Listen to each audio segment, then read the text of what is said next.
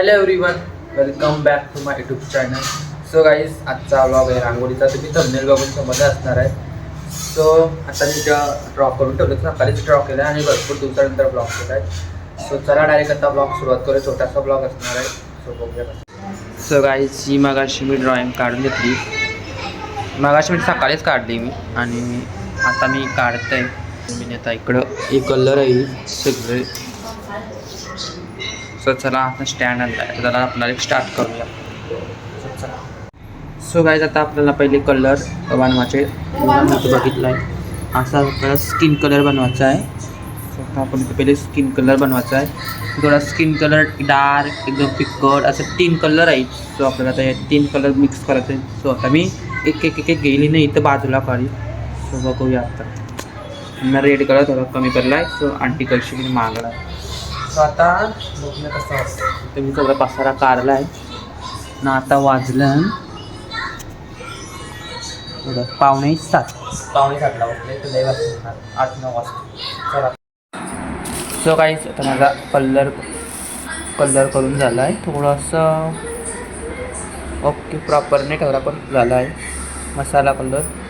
So आता मी start करते रांगोळी. पहिले आपल्याला बॉर्डर द्यायची आहे. सो चला. सो गाईज, आता माझा फेस काढून आली आणि माझी गळ्यात काय बांधलाय काय आहे माझी गळ्यात. मी उघडे बाबा कुठे का बघू काय आहे. थंडीच्या हिला गरम होतं आहे. काही बोललं नाही. आता माझा इथे कलर मिक्सिंग सगळा झाला आहे. सगळं कलरचा यूज झाला आहे. मला काही शिजे भरपूर चालू आहे. बाबू आज काही ते भाषी म्हणा त्याला.